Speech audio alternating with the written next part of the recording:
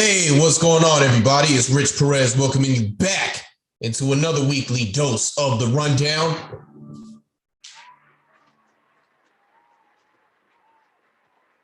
Joining with me, as always, my brother from another, my co-host, all the way from the Kayson Davis. How you doing, Kay?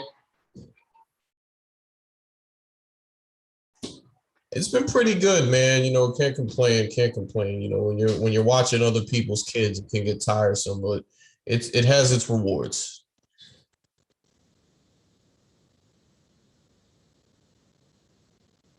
Hey, hold on. Bring the hand claps back. Congratulations, Kayson Davis. Got the belt. Got the belt. Hottest content. Let's go.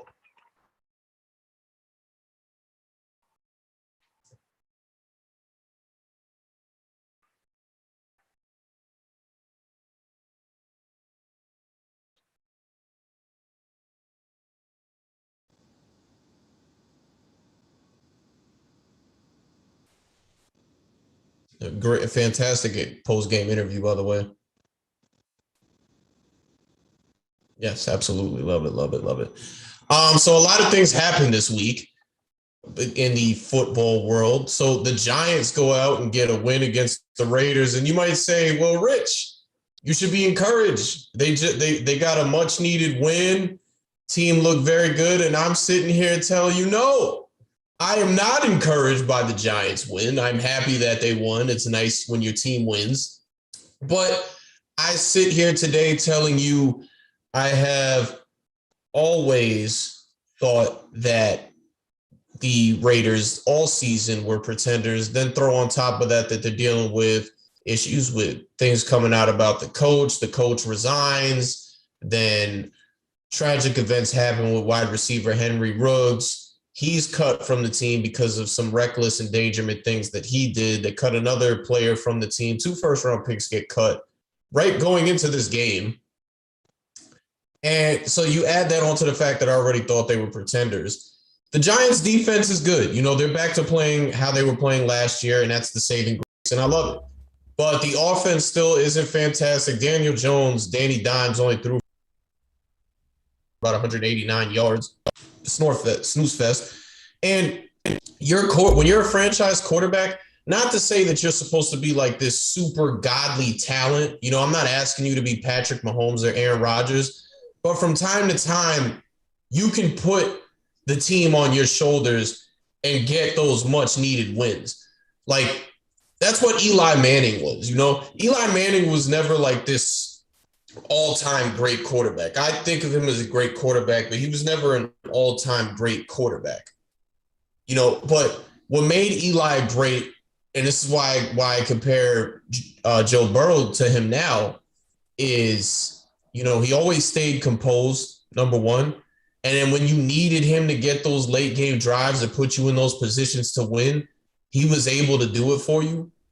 And I haven't seen that from Daniel Jones. For weeks now, there were many the Kansas City Chiefs and the Raiders. They just so happened to get a win against the Raiders. But both those games, there were plenty of positions, plenty of times where he was put in the situation to step up and get first downs and put the team in positions to score touchdowns and field goals, and he did not deliver. That game was too close for comfort, so that's not 189 passing yards is not going to get it done.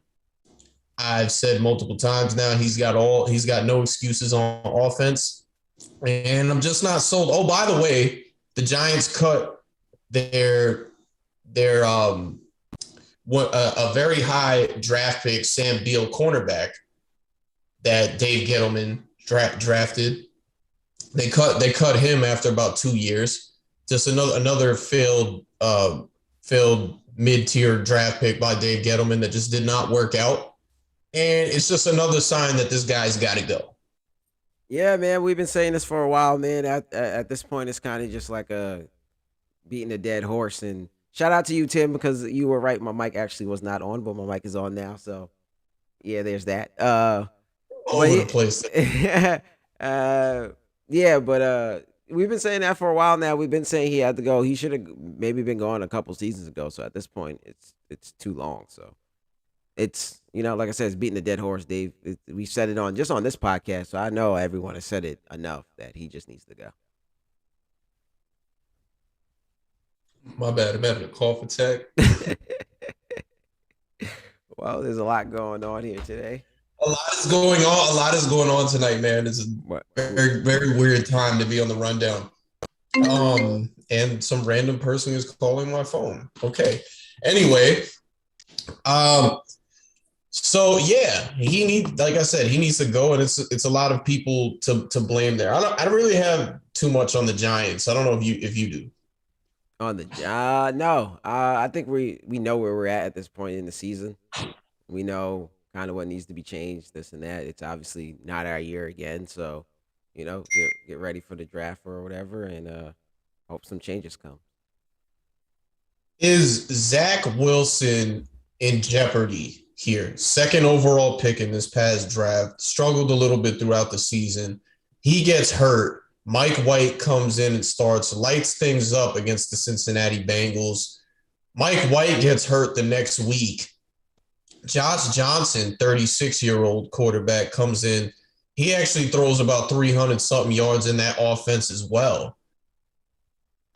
What does that say? That, these two guys who, number one, these two guys come in and they light it up. And now we're looking at Zach Wilson like, what are you going to do?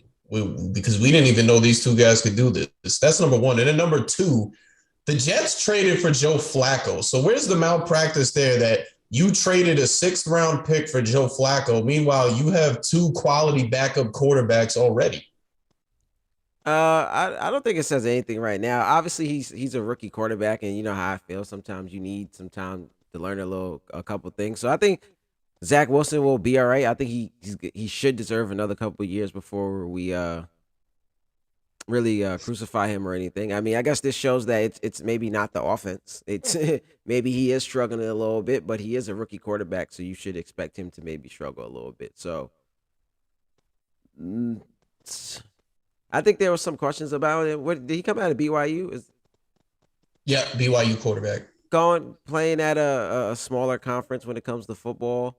I think there were some questions about him anyway. It just takes him. The talent was there, and you've seen it, and that's why he went that high. I think it's going to take some time for him to learn a little bit, especially going against a higher caliber talent. So I still think if you believe in him and what you've seen from him during his workouts, and that was the talent with that strong arm that he had, you got to give him some time to adjust.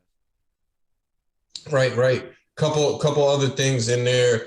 The Cowboys, who people were calling it wasn't me. It definitely wasn't me, but people were calling the Cowboys Super Bowl threats. Like people who weren't Cowboys fans were calling them Super Bowl threats. They go out and play the Denver Broncos and get completely blanked by the Denver Broncos. Like, it was bad. It was like 16-0 at one. It was bad. It wasn't a close game at all. Really bad. Like, what do we think about the Cowboys here? Pretenders? Just a bad game? What's going on? Is it the Cowboys cowboying?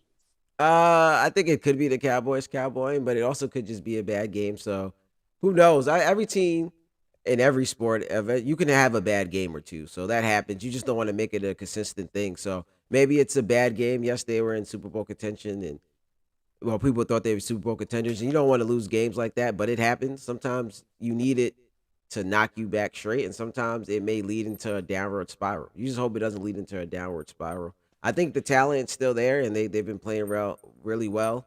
But as what Stephen A says with the Cowboys, what can go wrong will go wrong. So if I was a Cowboys fan, I'd be a little worried. Everybody else, I maybe wouldn't be as worried right now. What can go wrong will go wrong, but it's a little early to be. We usually don't say that about the Cowboys at this point. It's November. We start saying this stuff once January, February. Well, they don't play in February, but once January comes around, so this is a little crazy. Yeah, but we've seen with teams where like one loss can lead into 30. So one loss can just turn into like I said, a downward spiral where you go on to lose 4 or 5. So you hope it's not that, but it's possible maybe. The other big one that we had to talk about was the Buffalo Bills playing against the Jacksonville Jaguars. Buffalo Bills really stunk it up. Jacksonville goes out and gets a win, though. Trevor Lawrence is not winless. And I mean, Jacksonville's defense it was a 6-6 game in the fourth quarter.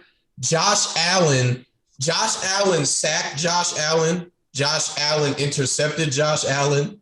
Like it was yes. Kayson, I know I'm aware of what I'm saying. Josh Allen, the defensive back for the Jacksonville Jaguars, intercepted Josh Allen, the quarterback for the Buffalo Bills, and he sacked Josh Allen. Josh Allen sacked Josh Allen, the quarterback, for the hey, that's me in the background. He sacked Josh Allen, the quarterback, as well. So, is Josh Allen the quarterback coming back down to earth here? The Buffalo Bills also I'm not going to call them pretenders. They're a playoff team, but are they not as good as we thought they were? Maybe not. I think that's another team where they've been in the playoffs a couple years now. And I think we may need to want to wait and see what they can do on the playoffs. Like sometimes during the regular season, a team like that, you may slack a little bit. So, and even if they do slack a little bit, it's all going to be about, none of that's going to matter if they get to the playoffs and then play well and maybe make it to the Super Bowl or something like that. So they made it. They've played well during the regular season the last couple of years and then played kind of well in the playoffs, but never got to the Super Bowl. So it's to the point with them where it's like, we're going to wait to the playoffs until we really judge you maybe. Right. And then the other thing, this was the big one, before I get to that, man. Wait,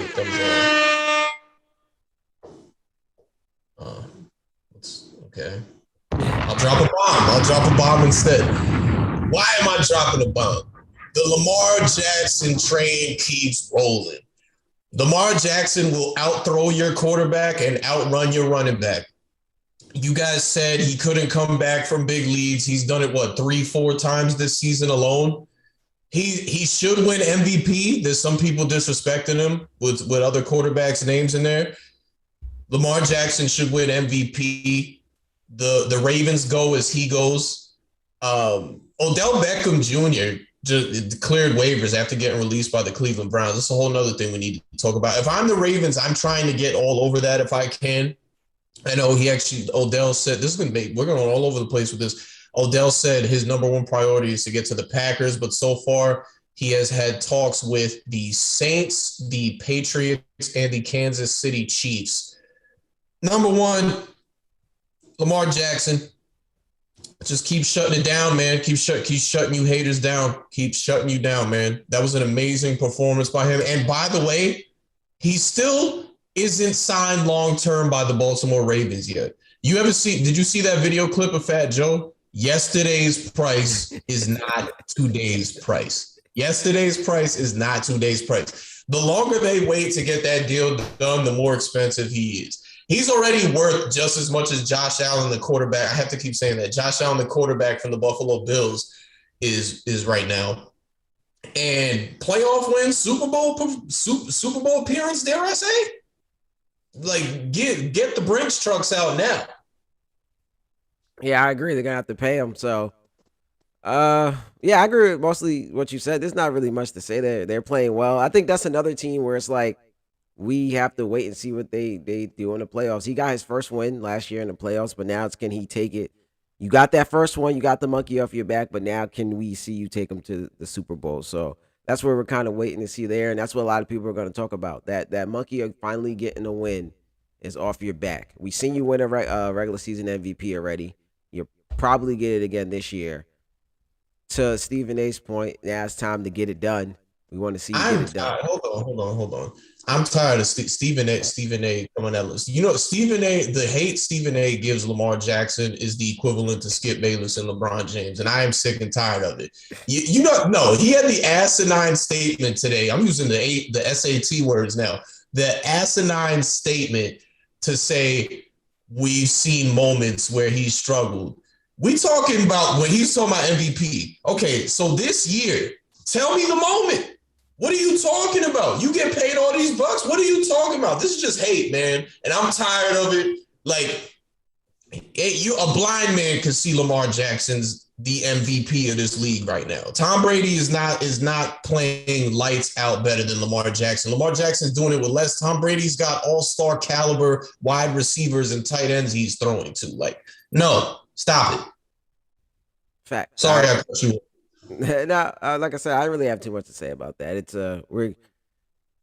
he deserves it right now, and things can change obviously with the rest of the season going on. But a lot of people are going to wait and see if he can take them to the Super Bowl. Right. So the other thing that we mentioned was Odell Beckham Jr. clearing waivers. Him in Cleveland. I love what Ryan Clark said about this today on NFL Live. He compared Odell Beckham's situation in Cleveland to when Randy Moss was with the Oakland Raiders. At one point, we weren't even talking about Randy Moss when he was with the Oakland Raiders. And we know how special Randy Moss was, especially with the Minnesota Vikings. Tenure ends with the Oakland Raiders, goes to the New England Patriots, and the rest is history. He got a quarterback over there that was going to get him the ball. Baker Mayfield's good. He's not great. He was the first overall pick, but he's good, not great. And they just never meshed. Now, we said that, first of all, he's talked to the Kansas City Chiefs. He's talked to the New Orleans Saints. And he's talked to the New England Patriots. The Patriots are looking amazing right now. Some people are calling them Super Bowl threats. I disagree wholeheartedly, but I don't want to get into that this show. So New Orleans is home for him, but I'm feeling like he wants that quarterback situation to be right. Jameis is out for the year.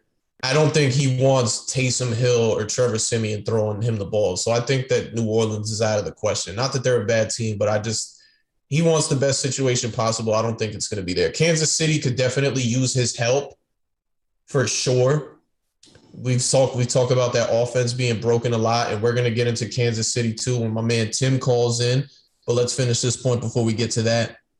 I don't even think Odell Beckham being in Kansas City is going to help. It's going to help, but I think a lot of Kansas City's problems have to do with Patrick Mahomes and him kind of just – what he does is great and it's amazing stuff, but he's got to learn to adapt as well. And he needs to do other things than just the same old, because the rest of the league is catching up. So I don't know if that might be the greatest situation for him there either. And then, so we said Kansas City, the Patriots, and the Saints. The team that he has, hold on, I got Tim on the line right now. Give me 1 second, Tim. Give me 1 second. Yeah, you're good. You're good. The team that he has on the brain the most is the Packers. Now think of that: Devontae Adams and Odell Beckham Jr. lining up, and they got some other good receivers. I like Alan Lazard a lot, and then you got Aaron Rodgers throwing you the football. Come on.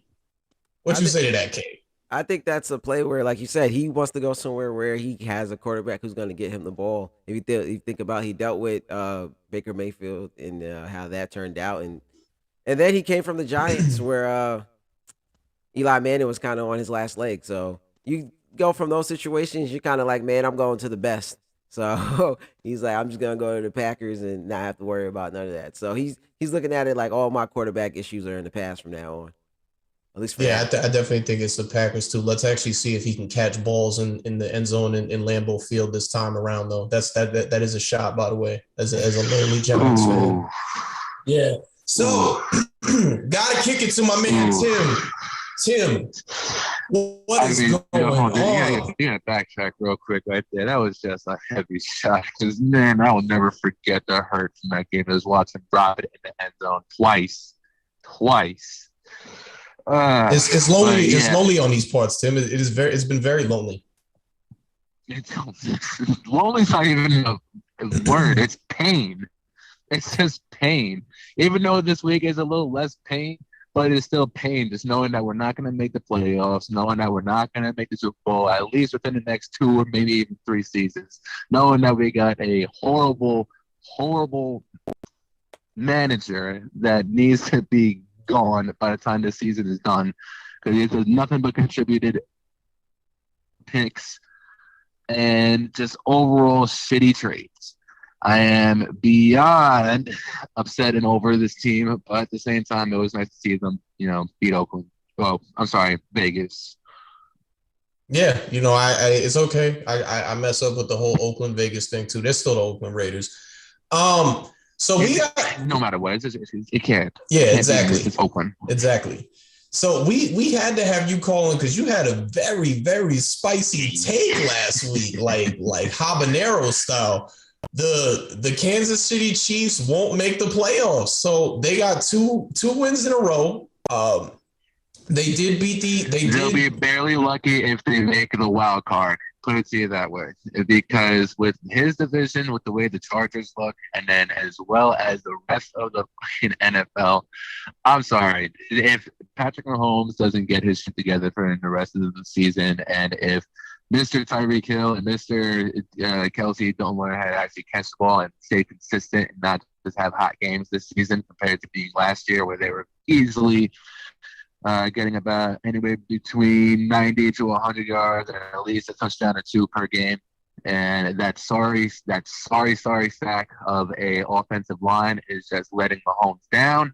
Nothing has improved since the playoffs last year. And yeah, that defense is it's extremely lackluster.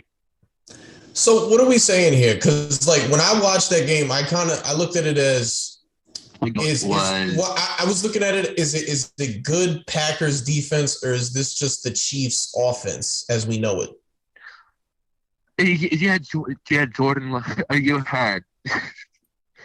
You had this kid that everybody in Green Bay despises because it was a complete waste of a pick for Aaron Rodgers, and it set off this whole train. I believe that was like the final straw for Aaron Rodgers after everything else that happened. But besides that, Jordan Love has definitely got to sit on the bench for at least another 2 years before he even touches the football again, because he had a stacked receiver core. No, everybody was there. Even Valdez-Scantling was finally there. And that was such a lackluster performance against such a lackluster defense. Well, Tim, he hasn't really played in a football game, a meaningful football game in over like 2 years at this point. So you're not going to give him some credit for it being his first game out there? No, because you got guys like, what's going on with the Jets? You got like Mike White. I'm sorry. And then you also got what's his nuts? Josh Johnson. Yes, granted that they are older players and they have seen the NFL for a couple of years, but at the same time, nah. I'm sorry. But I'm on the same page as Tim. Like he really didn't look good at all. He developed no connection with Devontae Adams throughout the game, and we're talking about one of the top wide receivers in the league today. And then people kept saying they were encouraged by his fourth quarter performance with the touchdown. Like that's kind of garbage time to be at that point, though. I mean, yeah, you waited till the fourth quarter to get a touchdown when you could have gotten a first one in the first quarter, and then if that would have been the game winner touchdown, yeah, you're having a whole different conversation right now. But at the same time, just to backtrack a couple steps, you have such a dominant receiver out there. Arguably the best in the league right now. Devontae Adams is a menace out there. And the fact that even as open as he can get, the passes were going too low, the passes were behind him. And, man, I just only wish Aaron Rodgers was playing that game because that would have been such a destruction. The Chiefs would have been dismantled. I mean, no, I agree. There's also go ahead, Kay. There's also a lot of pressure on him. He hasn't thrown a football in over like 2 years. There's a lot of pressure on him out there. Might be the reason why Aaron Rodgers is on his way out the door. That's a lot and then he's thrown into the fire midseason. So there's a lot going on there. Aaron Rodgers is not on his way out of the door after that performance. One reason for the Packers to give Aaron Rodgers everything he wants right exactly. now. It might be too late. Aaron Rodgers is not going anywhere after that performance. No. They're trying to bring if Odell Beckham signs with the Green Bay Packers, Aaron Rodgers isn't going anywhere. Super Bowl champs. Yeah, you add Beckham to that offensive. I don't, because you got too many people to focus on. Yeah, it's like on defense. Think of it this way: you got Devontae Adams one side, then you got Beckham, then you got Randall Cobb, which is Aaron Rodgers' favorite targets of all time. Lazard, I like Lazard. I believe, and it's Lazard, who is a young demon out there, who is 6'4", 6'5". Right. I mean, He's but a tall man. He can definitely they could build a Plaxico to man kind of connection to Aaron Rodgers, I believe. is it even if they give him everything he wants, does he want to be there now at this point? Really, he could Yeah, feel some type I of think way. he does. I think he's changed his mind. Yeah, he could feel some type of way and be like, "Well, this is what you guys wanted. You guys can have it. I'm on my way out the door. You guys have fun." Aaron I Rodgers mean, he caught does have that COVID on petty type of purpose. attitude like that, but I mean, he did say he doesn't want to stay a Green Bay Packer and retire a Green Bay Packer. And I listen to his interviews every Tuesday with the Pat McAfee show. Mm-hmm. And yeah, I got to tell you, Aaron Rodgers has definitely won me over the last 2 years. Just hearing the way that he actually, appreciates the game of football, but also his teammates, and why he's so successful is literally because of his connection with his teammates. Aaron Rodgers caught COVID on purpose so he could show the world what Jordan Love looked like. Just tell it like it is. Okay. And the Chiefs, Chiefs go out. The Chiefs not only spoiled this man's debut, but they put his mom and girlfriend in the nosebleeds. Well, they might have did him a favor. But anyway, if I'm Aaron Rodgers, if I do resign, it's on a 1-year contract. It's on year to year. I'm on year. You go, Kayson. I'm on a year-to-year contract if I resign. I'm not mad at that. That's what I'm doing. Y'all got to show me every year that y'all gonna surround me with the players that I deserve to be surrounded with. If not, then I'm out. I'm keeping the pressure on them. I'm mad at that. Yeah, there's this entire NFL season, the way it started off and to where we're at now. Wow, it's a complete 180 turn. You got teams that started off undefeated who are now currently in the losing bracket of being negative and they're winning. And you also got key injuries, but also teams still thriving on the injury. I'm talking about the Titans. You're thinking that King Henry was down, and you thought the Titans were going to be down and out. AP. What a hell of a performance. AP, baby. Still got juice in the tank. What a hell of a performance. I got to tell you, I thought that the Titans was just going to be an all just King Henry team, but wow, they actually genuinely surprised me this past week by being able to still create a pretty fancy offensive scheme with we got Marquise Brown about there. Is it Marcus Brown or which one is that out there? AJ Brown? AJ Brown. It's surprising. I was genuinely surprised. So Tim, before we get you out of here, I got to get back on this Kansas City thing. So they're alive. They're alive in the division. The Raiders lost. The Chargers have some losses. They are alive in the division. Raiders. They are alive in the division. Still lucky to make the playoffs. And that's one. I got two questions. So lucky to make the playoffs, 1, and 2. What can they do to fix this offense? Is it Patrick Mahomes? Does he need to kind of stop the whole, loose cannon style of play thing that he's doing? Yeah. Well, yes and no. All right. So I don't believe it's 100% of Patrick Mahomes. I do believe that it is starting to become a giant situation out there where their offensive line cannot protect their quarterback at all whatsoever. And he's always consistently on the run, so he doesn't know how to stay in the pocket. But now that every now and then when he does have time to throw in the pocket, he still runs outside the pocket because he has got that Manning PTSD. I'm just thinking that he's always going to get chased down on.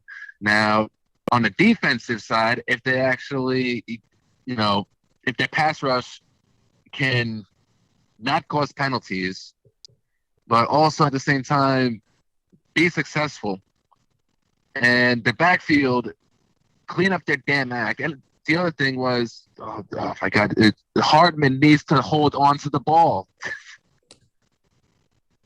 How many times in the last couple of seasons do you remember in Hardman and Chemo? Yes, he's had some big moments and he's bounced back from the losses. But how many times has he gone into a situation where we're kind of screwed over because of Hardman here? But then somehow they bounce back. But lately it hasn't been able to get that Chiefs bounce back, if you know what I'm talking about, from like that 2020 season. Right. I think that So I agree. He does deserve some blame. Patrick Mahomes does deserve some blame in all this. But I think that they miss having Sammy, that deep threat that is Sammy Watkins over there. They haven't compensated really since he's been gone. No, yeah, all that pressure on Tyreek Hill and Kelsey, you cover those two up, and I mean, there's not too many other people that Patrick Mahomes likes to throw to. Nico Hardman he's a pretty solid receiver, but he just consistently drops the ball and he consistently fumbles, and he's not necessarily the most reliable on making the fancy catches as to Tyreek, who needs to make a play every now and then. But even now, I don't know. I just have with the way that the Chargers look this year, and even with the Raiders going to completely wash out the rest of the season, I don't see them really even going anywhere near the playoffs at all. It's going to be just the Raiders, how they are every single year, where they start off hot and they die off at the end of the season. And I don't know. I really just don't see Pat Mahomes even. If they get to the playoffs, they'll be lucky to get to the wild card, but I don't see them making it past the wild card. All right, Tim. We'll be giving you a call. We'll have you call back in around January to revisit this. You know this, right? Oh, absolutely. And let me know now. It's going to be if Beckham gets to Green Bay. Right. I'm calling it now. It's going to be Packers Super Bowl champs. Okay. And that I will hold that down. I will definitely say 110%. Packers versus Bills Super Bowl. I'm super confident in this because they went in this as the Bills. Hold on. What? The Bills? Did you just watch the Bills Sunday? Yeah. I listen. Everybody can have a bad game. Okay. How many bad games did Tom Brady have last year? And how many times? I don't know. I'm just saying everybody has a bad game. Yes, it was against the Jags. I understand that, but they're also playing in Florida when they're a northern team. They're used to playing in the cold, not in the warmth. But we just got done praising the Titans AFC team. We just praised the heck out of the Baltimore Ravens AFC team. Like absolutely. The Cleveland Browns don't look bad. They look better without Odell. Choking the playoffs. And then yes, Buffalo does choke in the playoffs also. But I don't know. As something about this team this year that I really do feel that Buffalo can make it to the Super Bowl this year. If they get their act together and not play like the way they did this past weekend. Packers, they're dropping 40 bombs on teams. I understand. 40 bombs on teams this year. I understand, Pat, but I'm just saying, I think I like the other teams more than I like them. So, Kay, pencil Tim in for January during postseason. We will revisit this. It's set in stone. I'm putting on my final answer is Packers Bills Super Bowl. All right. Let's lock it. I should have had that on the board. We're gonna lock it and we'll make our own sound. But if either team wins the Super Bowl, I can't be mad because I love the Packers, I love Aaron Rodgers, but also New York needs a championship. And Buffalo ain't New York. Of New York, it's technically New York. That's South Canada. I know it's Canada, New York, but it's technically it's still be New York. All right. We need some type of credit over here. Come on, the last 10 years have been sad. All right, yeah, but they're far away.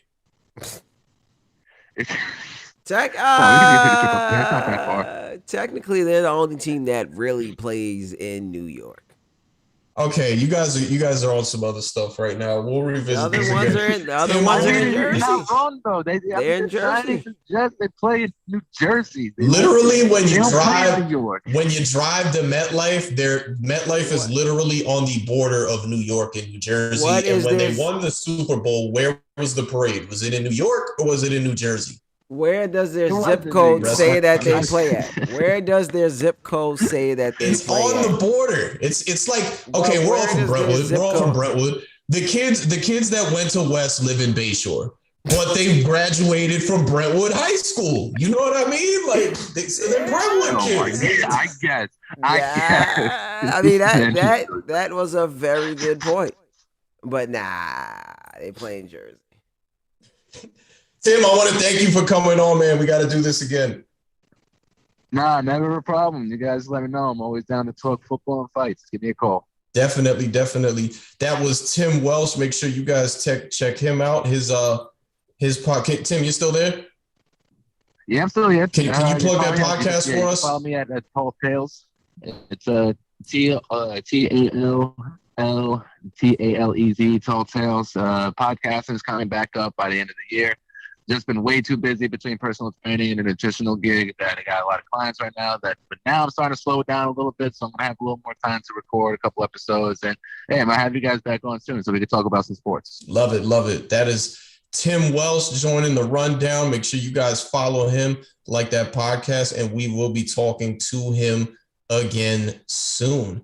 So we talked football, and now we got to get into a little basketball. Here we go. Okay.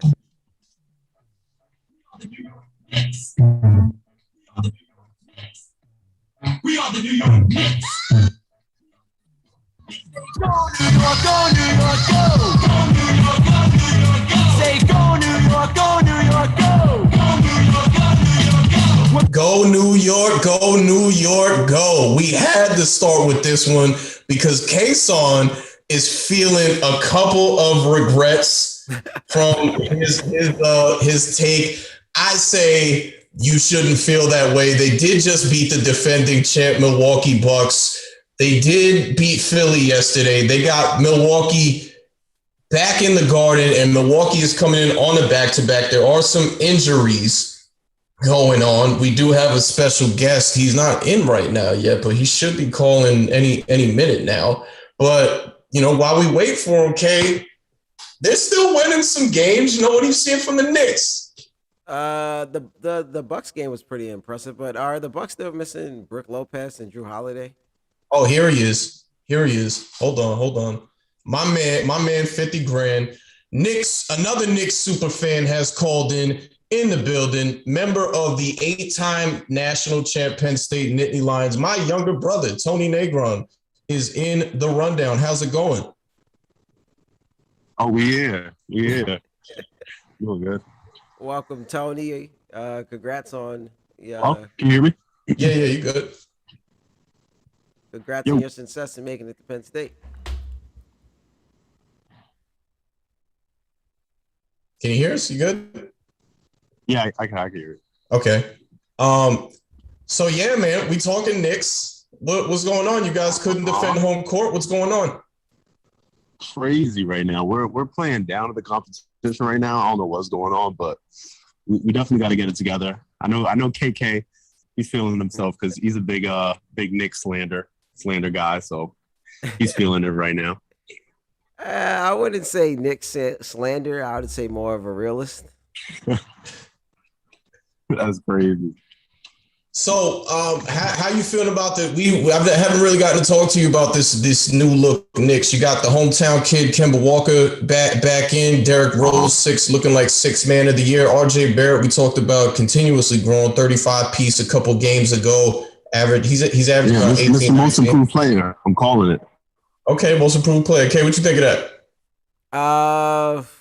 I think Cole Anthony has a shot at it right now, and I also think if you want to consider if RJ keeps playing at the level he's playing at, he got that solidified.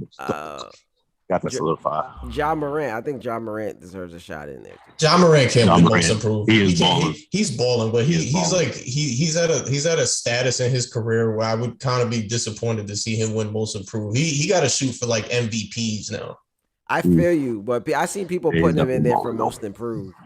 So if he's gonna be in there, then he's gonna be in there. Same draft class. So you know what else I wanted to ask you since we're on the subject, because last week I got into it heavy. We revisited that draft with Zion Williamson, Ja Morant, and RJ Barrett. You guys know the statements I made. You are a Knicks fan calling in on the show. I was sitting with you and our dad during the draft lottery, and you guys were very disappointed that you did not get the number one pick. Looking back now, knowing where everybody's careers are you happy with the third overall pick, RJ Barrett? Bro, I was just talking to my boy about this, yesterday about this. I was telling him, I feel like Zion, he's the dude right now. He's going to be like, in my opinion, like, remember when Sean Kemp, his early years, how he looked? And then when he went to Orlando, he was like out of shape. Didn't really play up to his ability. Bro, I feel like Zion's gonna be that dude. It's just always gonna be like a weight issue with him. If he could keep it under control, yeah, it's good. But I'm happy with RJ. For real, for real. I think I'm happy, more happy with RJ than Zion. And he's injury prone. You don't have anything? Do you have anything for him? Oh, you want me to go? Yeah. Well, I told you guys how I felt last year. I think and I said this last week, you guys should be really happy with RJ. It's not bad that you got RJ. Yeah, for sure. I think the way that the pieces fell, RJ's playing better than anyone would have expected. Like I said last week. He's balling. He's balling right now. Yeah, when you guys fell to 3, people thought that it was like 1, 2, and 3 was a big jump behind. Now it's kind of like 3 is up there with RJ's up there with them. So it's like we thought the Knicks like got the short end of the stick, and it's looking like they may have turned out better than getting Zion with how things are looking. So I agree with him. If I was the Knicks fans, I'd be happy the way things turned out. Obviously, we don't know how the future is going to turn out because Zion can get healthy and turn into what people think he's going to be. But Very still, true. right now, I mean, just based off what we're seeing now, how he's out of shape, and yeah, that could easily be like a reoccurring thing every offseason. So, And it has been. I'm happy. I'm happy with the RJ pick, to be honest. facts. Right now, it's looking like highway robbery. Like I got out of there perfectly. Exactly. So, Tone, so you said playing down to the competition. What do you think needs to happen here for them to kind of get back to those first couple of games where they look like top 5 seed? I mean, it's still early in the season. I mean, we kind of had a really big like preseason where we won every game. We didn't have like any losses where we kind of learning from stuff. But one thing, honestly, I've been watching, Tibbs' rotations. Not a good in-game coach at all. I hate his rotations, yo. I think he needs to keep like I want to see more minutes from Obi. I want to see that second rotation play a little more. Like I feel like they like they'll be on fire, and then he just wants to play his vets just to play his vets. I need to see a little more rotation difference going on. Definitely. Meech in a live chat saying it'd be a better situation for Zion in New York because we didn't have all the Cajun eats. No, he would not have all the Cajun eats, but he would have a lot I don't know of pizza. about that. He come to New York. A lot of pizza and bodega food. You know, he's in that corner store for sure. Exactly. What are the keys? What are your keys to victory tomorrow night against the Bucks? Kind of shattered. Came back. Big comeback win for them against the Bucks the other night. But we said Bucks coming in on a back-to-back. They're playing actually right now. Do they have a full roster? No. Anyone out? No. Who's out? For the Knicks or the Bucks? The Bucks. The Bucks. Who is out? Is Portis? Is Portis playing? I think Kayson would know that better than me. I think is Drew Holiday still out and Brooke Lopez? Drew Holiday is out. And Brooke Lopez? Brooke Lopez is out. I know for a fact Brooke Lopez is out because they said they expect the Bucks to play a little bit of small ball in this game. Yeah, I believe those. Well, it's going to be interesting because Bucks haven't had like the best start of the season, so they're going to be playing with some intensity, definitely. But I think it's a home game too. Yeah. For us. Yep. See, it's crazy. Like we haven't been getting no home games, so we're going to be playing hard for that home win, and then Bucks obviously going to be playing hard. It's going to be a good game, but I think just the fact that we haven't been defending home court is going to probably get us that dub. I mean, I can't say the Bucks gonna beat us, bro. Come on. 2 more questions for you, unless Kay has anything. But here's mine. 1, answer this one first. Who runs New York? Like you're saying, whose team is it? Who's running New York? Jadakiss? Randall. Jadakiss? Gotta be Randall. Nah. I remember we got 2 basketball teams in New York. Who's running New York? Oh, I'm like, what? It's always going to be a Knicks city. Like you can't. It's always going to be Knicks. It's always going to be Knicks, man. And any other one? You know what are your expectations for the rest? You got enough sample. I think 20 games is a good sample size to know where you're at. But so far, seeing what you're seeing, what are your expectations for the Knicks moving forward? Good. Like the thing is, if you look at a roster on paper, bro, like if everyone could play up to their ability, we're like a hard team to beat. Like Burks last year in the playoffs, if he could play like that, if Kemba could play how Kemba could play, Fournier is he's all over the place. But with Julius, if he could ball how he's been balling, RJ playing how he's been playing, we're gonna be a hard team to beat. We're gonna be a hard team to beat, and we're a young team overall too. Like next 4 years, we a championship contender, bro. Next 4 years, we got that core with Robinson, RJ, Randall. We're gonna be a hard team to beat. You heard that? Championship contenders. Yes, sir. Exactly almost 10 years to the day when you guys were championship contenders and you guys thought you were going to beat the Heat back in 2012 or 2013. That's not nice. I'm lying. I'm lying. I'm going to ask you the same question I asked Rashad last week. Playoff situation, who would you rather play? The Atlanta Hawks or the Brooklyn Hawks. We need that dub. We need to run that back. You need that back. We need to run that back. But Randall just gotta trust his teammates a little more going on this go around, which he has been doing better. He has been doing less ball hogging, if you've been watching. And we have some offensive weapons. I mean, I don't think we have the team we had last year defensive-wise, but at the same time, we didn't have Robinson, and that's going to be a big key. Okay, you got anything for him? I think Shot asked this last time, but where do you see you guys finishing? Like what place and how many wins you think you guys will get? I mean, honestly, the East wasn't. I want to say, I think 6 is a realistic spot for us. I'll say 6. 6. Ooh, that's lower than I expected. You guys, wasn't you like 4 last time?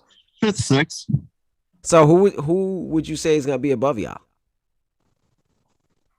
So you gotta say Bucks, right? Heat, okay. Brooklyn, right? Oh nah, we gotta be 4th then. Nah, we 4th then. We going 4th or 5th. I would put Chicago. Okay. I should put maybe 76ers just Chicago. You got Sixers. You can't even say the 76ers because with the whole shit going on over there. I mean, Chicago got a good team. Yeah, I would say 5th, 6th. Now that we just broke it. Now we just broke it down. That does seem realistic. 5th, 6th is about right. Philly. You see him turning back up again. I think everybody's expectations of where they. What did Shaw say? Shaw said 50 piece in 4.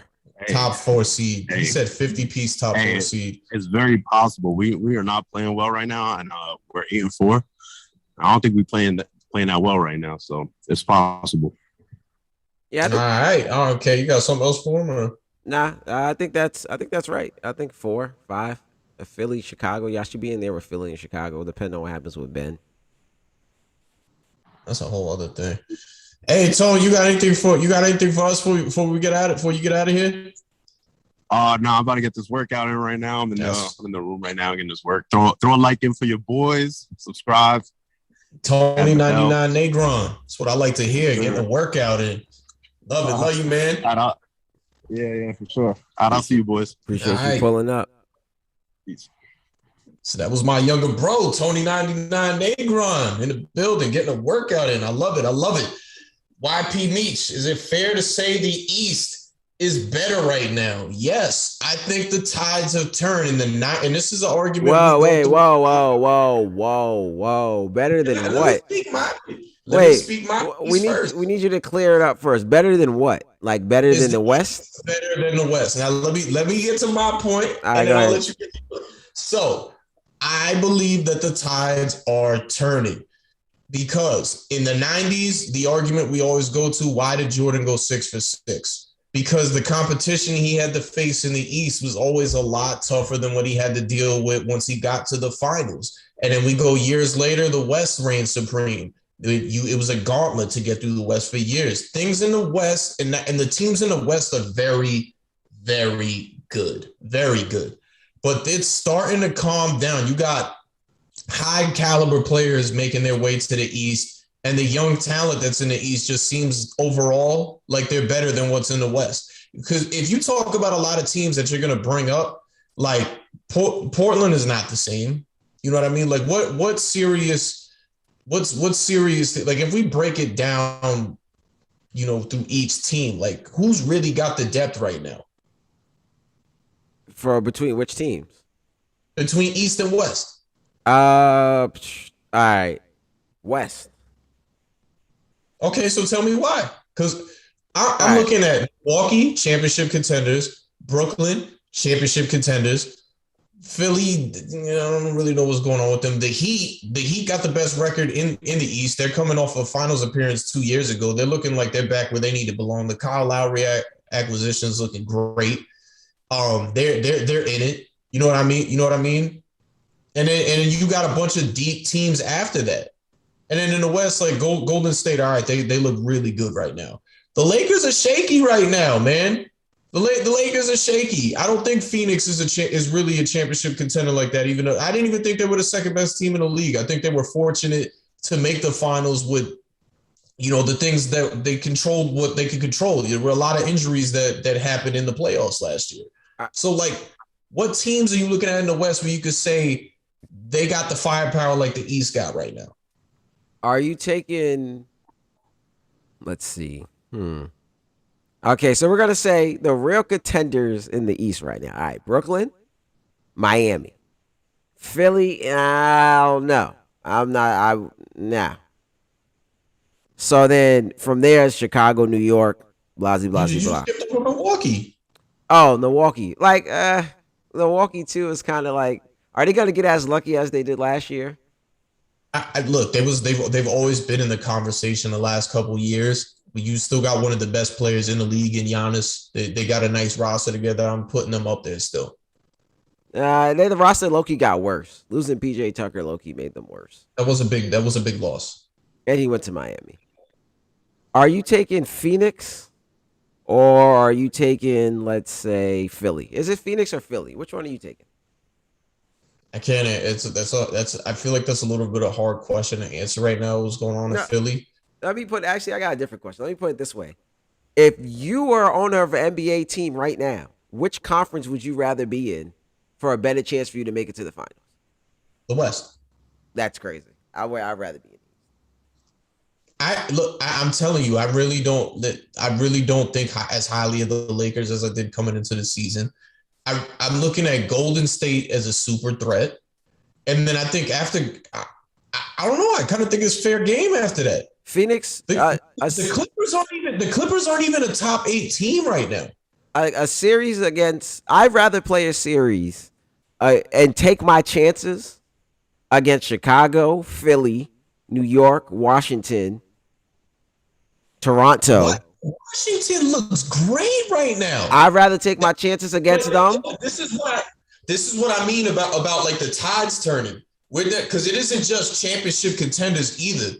It's who's got overall depth over there. Like, yeah. I liked it. I for the first time, I really feel like for the first time in forever, I can say that about the East teams. I like what's going on over there more than the West. Would you rather play Utah or Washington? Utah. Nah, I'm not playing Utah.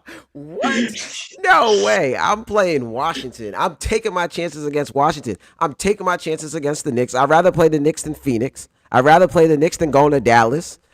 I'd rather play the Knicks than going to Denver or either LA team. I'm taking Washington over all those teams too. The other LA team is looking shaky as hell right now. I'm taking Philly over them too. I'd rather play Philly than to play the Clippers. I don't know. I'd rather play Philly.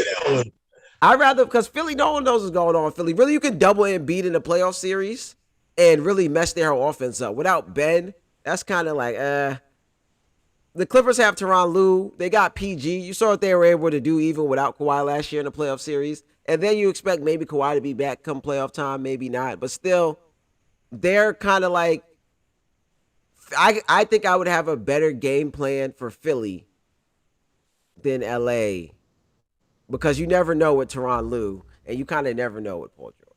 You know what I'm you're with gonna, me. you know I'm what with you're me. gonna get. You know what you're getting out of Philly. Shots, double Embiid, stop the shooters, and that's the game plan. I just like the freshness that's in the East right now. That's what I mean. And I'm with Meech on it. I'm with Meech. Overall, for the first time in a long time, I like the East more than the West. Listen, I don't want to go to Utah for a first round. I don't want to take my chances against Luka in the first round series. Phoenix either coming off that finals run. Memphis, I wouldn't mind going to. Denver, if Jamal Murray comes back, even with the Joker, they're kind of a wild card. Both LA teams, I don't want to go to either LA team. Now let me look at the East. I would go to Washington, no problem. I would go to Philly, no problem. I'd go to Cleveland, no problem. New York, no problem. Toronto, no Cleveland ain't problem. playing like- Charlotte, I'm no talking about problem. playoff team. These are all teams that's in the playoffs. I would go to Boston, no problem too. So you don't like what you're seeing in the East right now? Like you don't see a change happening at all? All right, yes, but they're not better than the West. Like, would you rather go to Boston or Utah? Utah, man. Bro, you saw how Utah played last year in the playoffs. If Donovan Mitchell doesn't get That was hurt, last year. That was last year. It's a new year. I'd rather go to any one of those teams. The only place I wouldn't want to go is Brooklyn because KD. You never know what's going to happen. Miami because it's going to be a tough series. You might get into a couple fights, and maybe the Bucks because even now the Bucks had a good run last year, but there's been a game plan set playoff time for Giannis that you can possibly stop him. I don't want to go in a series and play Luka.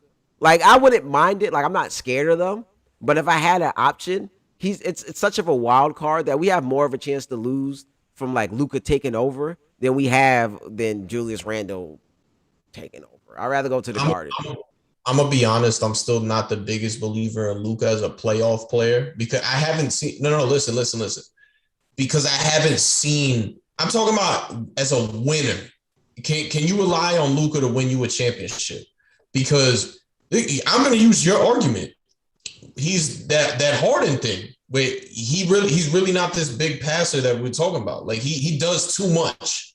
And that you've never seen anybody win a championship that way. And admittedly, I haven't seen a lot of Dallas basketball this year.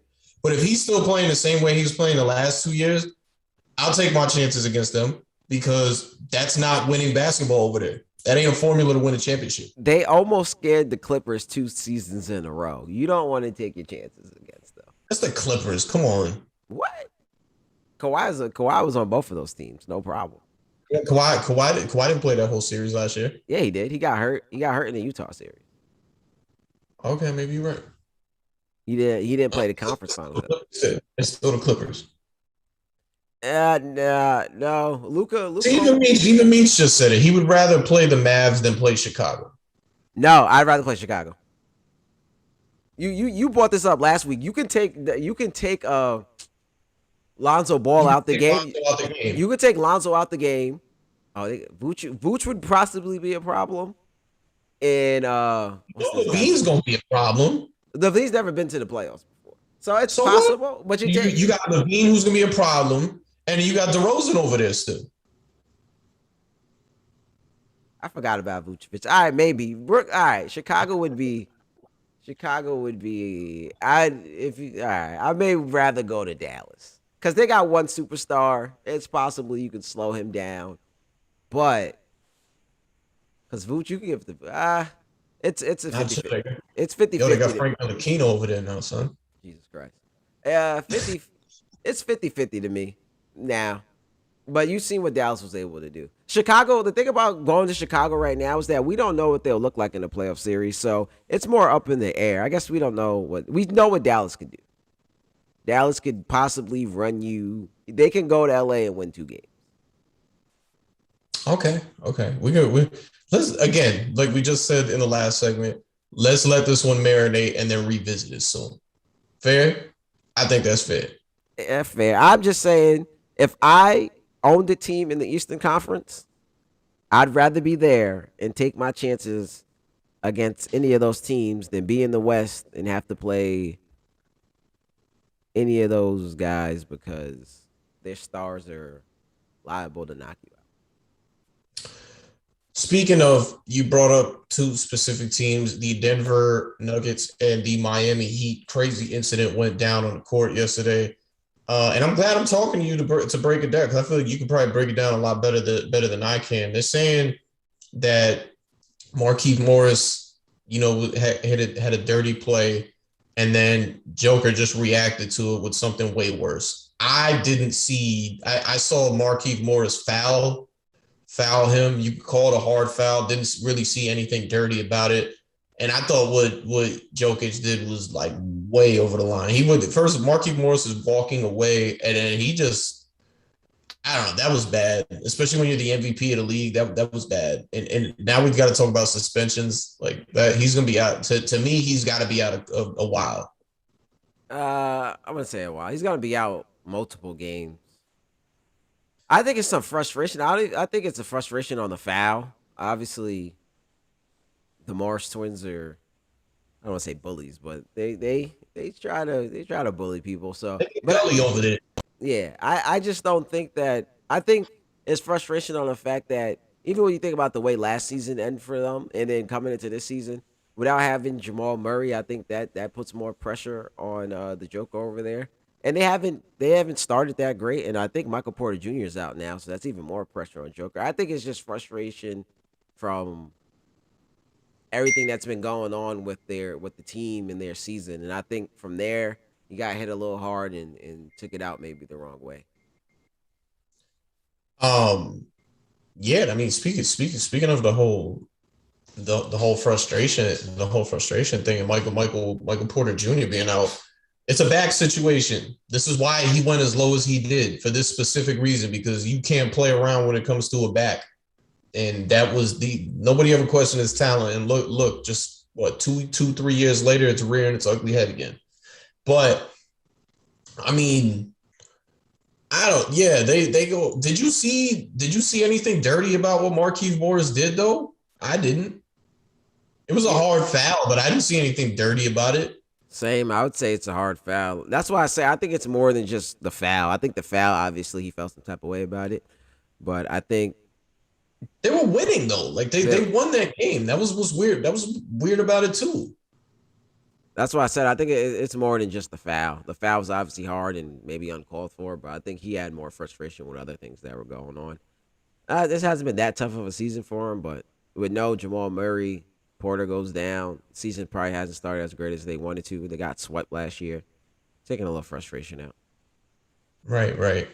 Had a nice fight night Saturday night. Big fight night Saturday night between Canelo Alvarez going up against Caleb Plant, and then a UFC 268 pay-per-view that was so stacked that Justin Gaethje and Michael Chandler were the first fights to go on that card.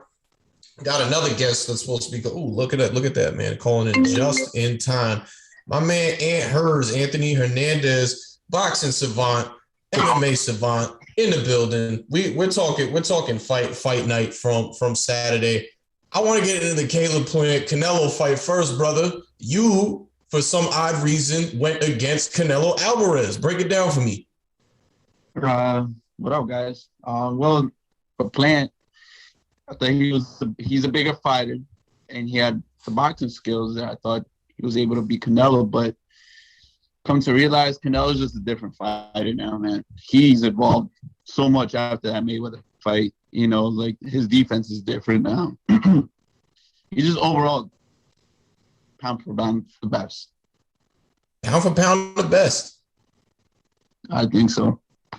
No, go ahead. I can't. Who's gonna beat him, man? I mean, I don't want to see him fight Triple G again.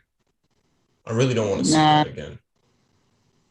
He could fight Benavidez, or he could fight one of the Charlo brothers, but... So, hold on, because last time I talked to you, we agreed that Benavidez was the one fighter that could beat him, and he was kind of shying away from that fight. So you're changing your mind on that now? I just don't know if Benavidez can make that weight. I believe he hasn't fought in that weight class not his last 2 fights, because I know he missed weight on one of them. So can you get on that weight? Is he gonna be sucked out? I don't know. But money talks, so you probably can do it. What were some other things that you had seen from Canelo that really impressed you in that fight against Plant? His power, man.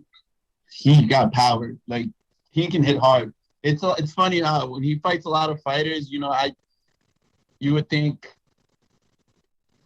they would react better for his punches because he's sometimes a smaller guy, but the dude carries a punch, bro. His technique is overall just so much better.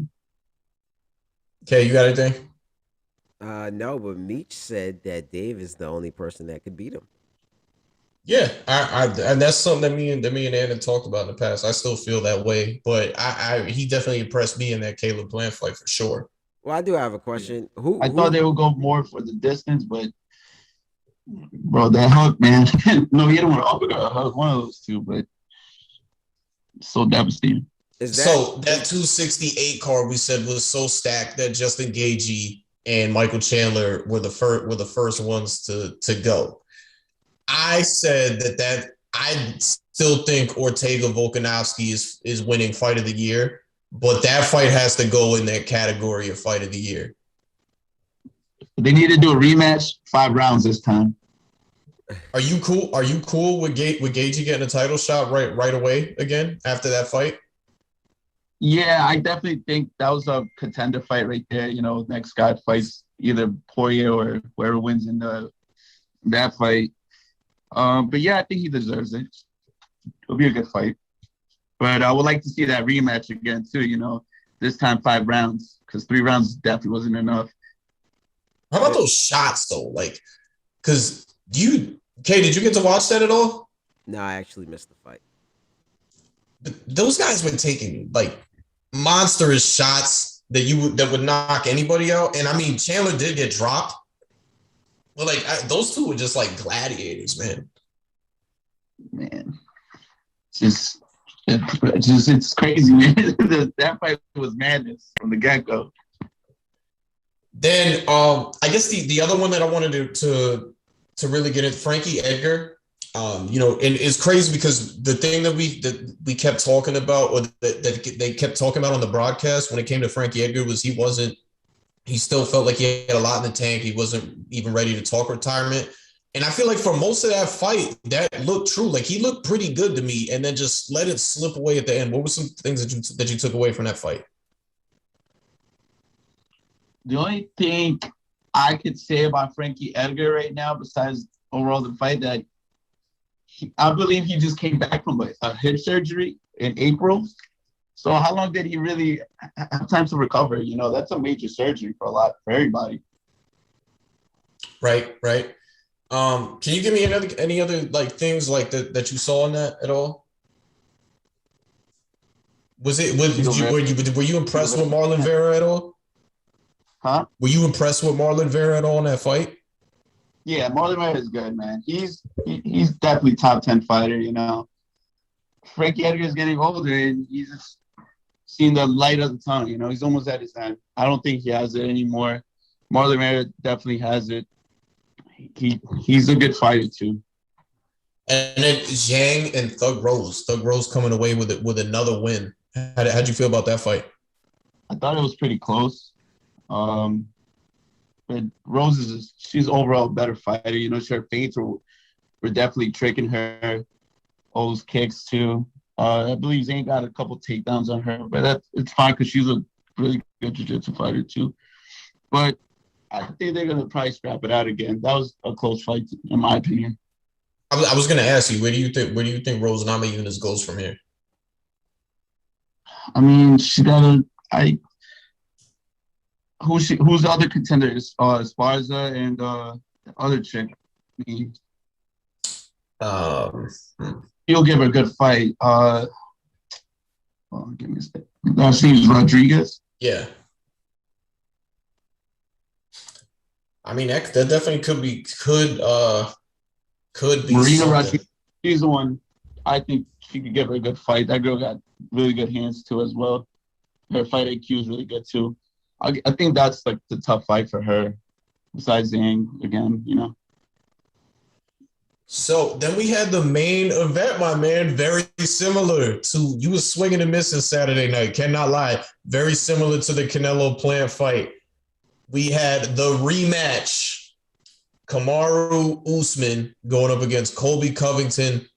It lived up to the build, man, because the first fight was awesome to watch, and I really enjoyed the heck out of this fight as well. I think when I watched it, I thought it looked like Colby was really scared of Kamaru's power going into that fight because he was very cautious for that first half of the fight specifically.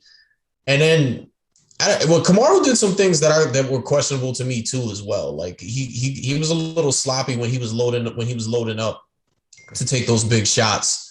But Kamaru comes away with the win again. And like I said, great fight. But what were some things that, number one, what made you want to take Colby over Kamaru in the rematch? And what were your takeaways from the fight? I picked Colby because I thought his gas tank would have been better. I think he would have came out with it. Well, his game plan was a lot different from the first fight because he was trying to wrestle him more in this fight. And, I thought that was the best idea. But, he has 100% takedown defense. Usman. So his wrestling is up to par with Kobe's, probably better. Another thing too, they both changed their training camps. I don't know if you know that. Kobe's no longer with ATP and Usman's training with Trevor. What is his name? Trevor Hoffman. Mm-hmm. So they if you compare the first fight to the second, you can tell they've changed their game plan a lot from the first fight.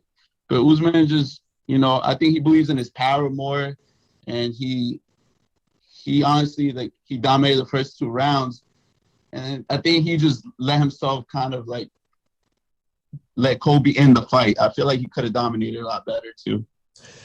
That was like the weird, because Kobe started pouring it on where I was like, oh man, like Kobe's starting to look like he's got like a second win or something to that note here. And like I said, I wonder if his trainers talked to him about this. Every time he was loading up that big shot to Kobe, he was like ducking his head down, which opened him up a lot. I'm surprised Kobe didn't capitalize on that more. I think Kobe did hurt him later in that fight, but I'm surprised that's one of the things that he didn't capitalize. I don't know if he caught it too much. Yeah, he kept putting his head down. Kobe hit him with that surprise shot, the one you don't see. And I feel like he couldn't. He has to fix that, but he let that fight get close, and I feel like he shouldn't have.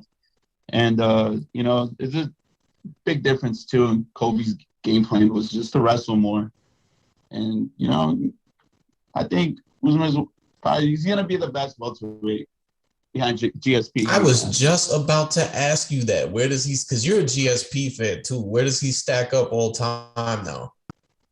I think he has to be number 2 right now because he's dominating.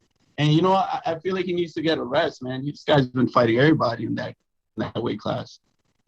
Not just fighting everybody, but then going back for seconds. He beat Jorge Masvidal and goes and beats Colby again. Where does he go next? You're saying he needs to take a rest. I think he might have said that they were going to take a little break, but where does he go from here? Well, he beat Gilbert Burns too. You got to remember that. That is also true. And I think wherever he gets, if Leon Edward wins that fight, he could fight him. That'd be a good fight. I know they fought the first time. Well, they fought once and it was a close fight. And or that other guy, that Kazakhstanian dude, what's his name? You know what? I know who you're talking about, but can't chop his name. It's too hard. Yeah. Yeah, but that guy's good too. But I think he should take a rest, maybe fight till the summer or something. Nah, I'm over here looking his name up now. But I definitely not Luke. Kazmat Chimaev. Chimaev, yes. That would definitely be a good fight too. Right now he's ranked 5th. But no, I definitely agree with you I definitely agree with you 100% on that one. Yeah, you're gonna watch Munguia and what is his name? What is it? Munguia?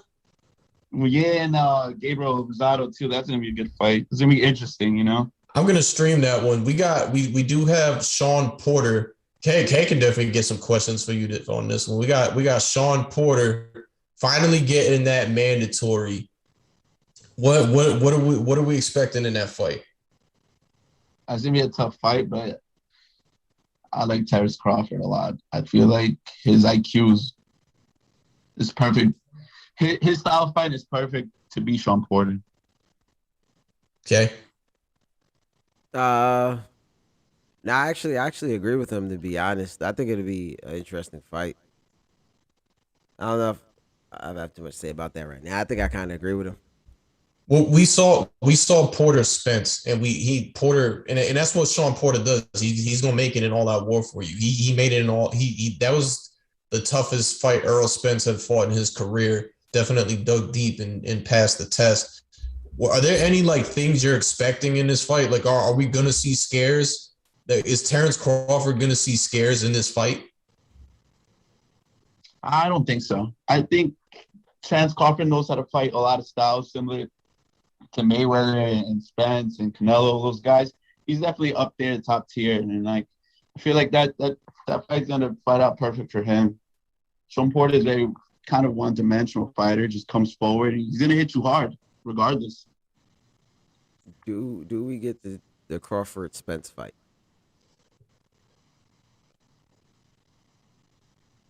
Did you hear that? No, I didn't hear that. Okay, get him again. I said, do we get the Crawford Spence fight? I hope so. I really do. But I feel like, they got to unify that. So, yeah, I can see that happening in the future towards the end. Once, these guys get all these belts together. Yeah, a lot of people have been saying they're going to wait, give it a couple more years to maybe build up. Do you like that strategy? Because I think if one of them goes down, that lowers the hype of the fight. That's the problem. Yeah. I mean, it would be great if it was now, tomorrow. But I think for their money-wise, they should let it hype up a lot more. And the belts, too, that counts as well. Yeah, you talk about, one of them going down before we get the money fight. We just saw that at heavyweight with Anthony Joshua going down. And then, I mean, I never got to talk to you about that, Kayson. Tyson Fury making it happen again in even more convincing fashion than the first time. Oh, my God. I don't know if it was more convincing fashion than the first time. Nah, the first time was like a beatdown. The second time was like he got knocked down a couple times, so it was like he got beat up. It wasn't as convincing. I don't know. I think that showed. I don't know. Wilder just can't last that long in a fight, so he really needed to knock him out those two times that he knocked him down. I think after that it was just him being able to withstand longer than Wilder could.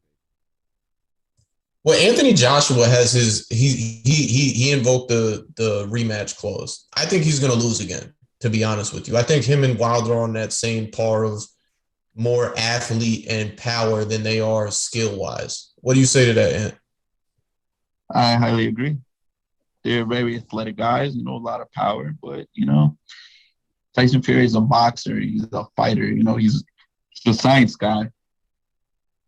But it's a lot different, That's the same case I was talking about with someone goes down. Because now Anthony Joshua went down.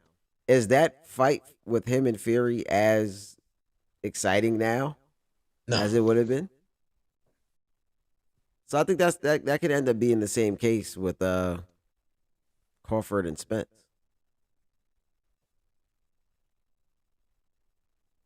Hey, did you get that? No, I didn't hear him.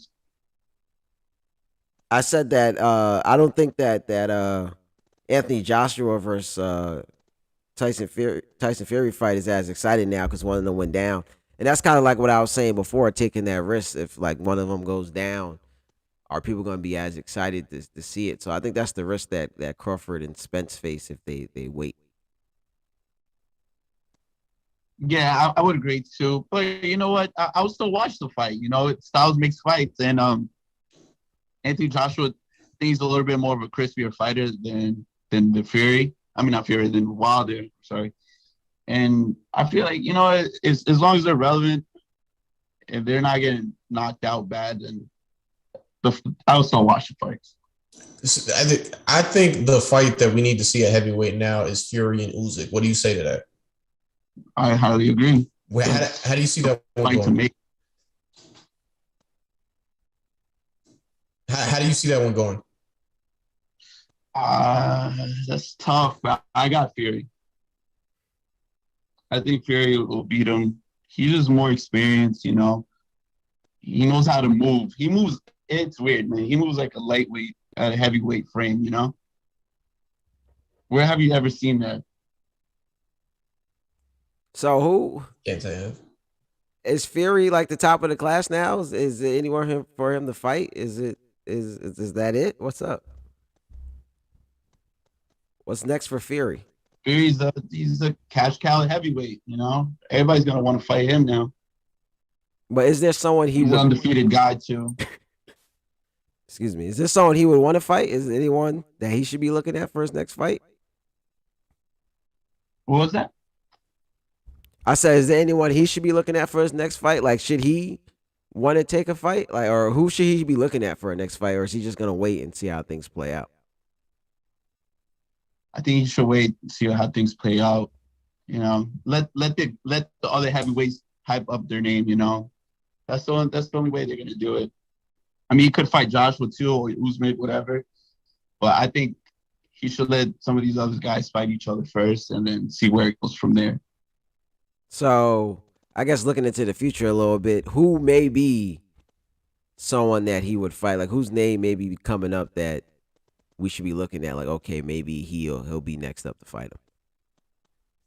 Most likely Usman for sure, because he just beat Joshua, and then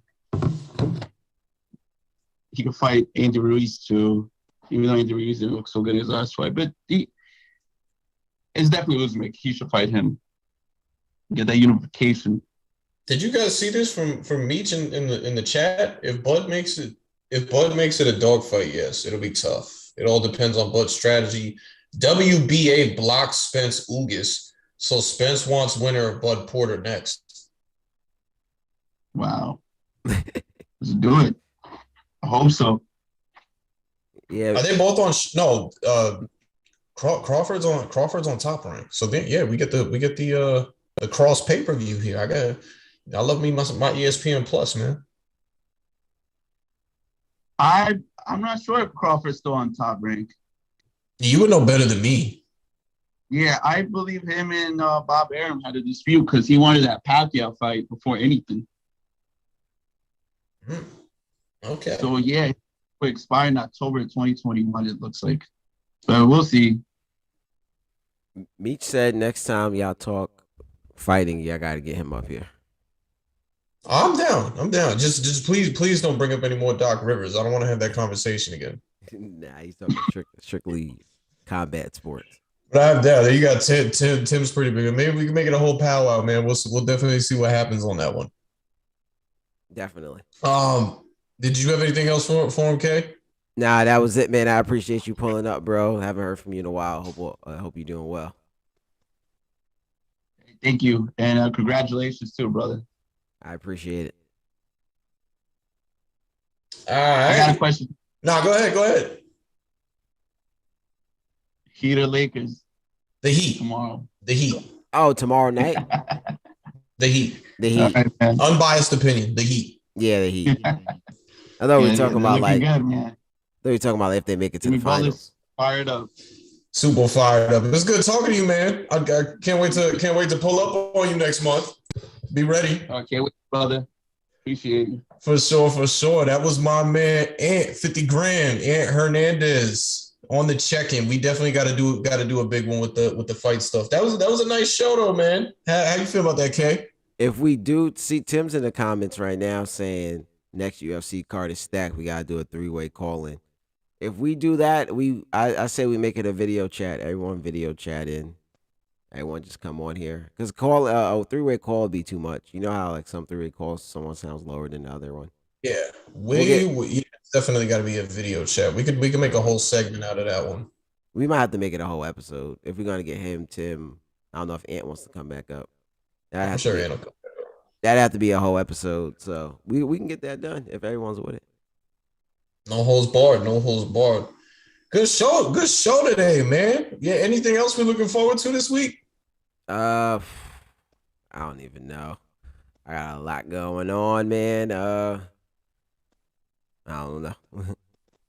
I guess that Lakers Heat game he was just talking about, but I don't know what's going on. I don't know what to think of the Lakers right now. That was a nice win they got in OT. Well, it was that last night. Shout out to Melo. But I don't even know. I know, like, I'm not gonna say I don't believe in the Lakers anymore. I think Russ he said it in his post game presser. He's been with new teams the last couple of years, and he's really had to figure it out. And once he does get it figured out, he's really got the ball rolling. I'm just kind of waiting because I don't subscribe to the idea that he's this odd fit. I think that because it's not like LeBron's been on teams where guys he's played with haven't been perfect fits with him, but they find way like that Miami Heat team is not a perfect fit, but they went to the finals 4 times and won 2 championships. So I think that they can figure it out. It's just like, can you get it figured out in time? Like you don't want this to, because if it's second half of the season, now we're talking about fighting for a playoff spot. I think they're fine, and Russell Westbrook makes a good point. If you look at the last 2 seasons, he went to Washington. He went to Houston. Let's start with Houston. He did not play well. And he kind of looked the same. He's just turning the ball over. He's just looking like he can't play. But what about were you saying overall or for a period? No, for the period. For the period at the beginning of each of those seasons, he started off playing terrible. Like and it's like weirdly terrible. Like he's playing right now. It's just like odd turnovers. Like he comes off the pick and roll, turns and just throws the ball. He's not really looking like he looks like he can't play. And in some way, through that Houston season and through Washington season last year, he just picked it up randomly. And then you saw he did those couple months in Houston before the pandemic hit. You saw he did last year to end the season with Washington. It's just since he has left OKC, the beginning of the season has been very bad for him. And it's like weird because it's not like, oh, playing bad. He's like playing bad, but he's like, it's like he lost it bad. Like he just woke up one day and doesn't know. Like he lost it's the Monstars took his powers or something. And he just can't dribble the ball no more. He's throwing the ball out. It's just random. And it's been the beginning of each of the last 2 seasons. So I don't know. I don't know exactly what it is, but I think he'll get it together. I don't know if it's him figuring it out. And the thing about him figuring it out is like you could figure it out without looking like the way he looks. Like I said, you could figure it out and look bad. I mean, and be playing bad, but not looking bad, if that makes sense in a type of way. I feel you. He's looking bad like he can't play anymore. And it's been the same thing for the last 2 seasons when he switched teams. So I believe that he will get it together midway through the season when I guess he figures it out. But it looks like he didn't play basketball all summer, each one of those summers. And then he comes in and he has to get back in like basketball rhythm during the season. But it's just weird. Like I'm saying, it's like weird turnovers. It's like he just looks off and then he just flips it and turns it on. So I think the Lakers will be fine, but he really needs to get it together. Yeah, and that's what I was going to say. Like, you pretty much took the words out of my mouth. Like, because there's a difference between figuring it out and then you looking the way you do. Wow, I don't know, but I can't really add to that because you just pretty much summed it perfectly. But it's been a weird situation. Yeah, for him the last 2 seasons, but they'll get it together. Bron's out. They got a couple other people being out right now, but Russ just needs to get it together and hopefully sooner than later. But he always, to me, I'm gonna give him a pass in the sense that he has shown us the last 2 seasons that he can start bad like this, but he will figure it out. Whether it's halfway through the season, like, F it, I'm going back to being who I am, forget fitting in. I'm just going to do that. Whether that's what he has to do or that's what he did the last couple of years and that's what he has to get to this point, but I think he'll figure it out. So I'm going to give him the benefit of the doubt right now, but I'm going to say he looks terrible. Where like I didn't even want to watch him last night. How'd you feel about the JJ Redick comments about LeBron? What'd he say? He said this is the first he's known LeBron since he was 15. This is the first time he's seen him look human. You can say that over the last couple of years. He's dealt with a lot of like injuries. He's looked more human since he's been in LA. Ironically, that first season he has like the hamstring, I think, on Christmas. He missed half of that season, comes back, Yeah, not able to lead them to the playoffs. The bubble, things worked out, and then last year he was hurt. So he's looked very human kind of since he went to LA. So I get what he's saying, but this is why Russ playing so bad at the beginning of the season is like bad. But when Russ gets, that's what I see someone else say. That's what you brought Russ in for. So when like AD or Bron is out like this, he's supposed to be the man to be able to do it, and we have seen him do it. But with everyone being out like this to start the season, him not playing well to start the season is kind of bad. But I think they need Russ to get to the point where it's like, F it. I'm just going to go do what I do and get back to maybe triple-double Russ, whatever he does. And I think AD and Bron will be able to figure it out around him. Just let him. And Bron said it a couple times, like, we need Russ to be Russ. Like, don't worry about nothing. Be you. Be that reckless guy that we know you to be. We don't know who this guy is to start the season. But go be you. Don't worry about nothing else. And Bron and AD have figured it out around him. Cool, man. I'm definitely looking forward. I'm about to go throw them games on right now. But, Kay, good chatting with you again. Love doing this show. And, yeah, man, thank you guys for tuning in. That was a good one. Love the guests. We'll have more on for sure. That is it for this week. So, signing off is Rich. It is Kayson, and we will see you guys next time. Peace.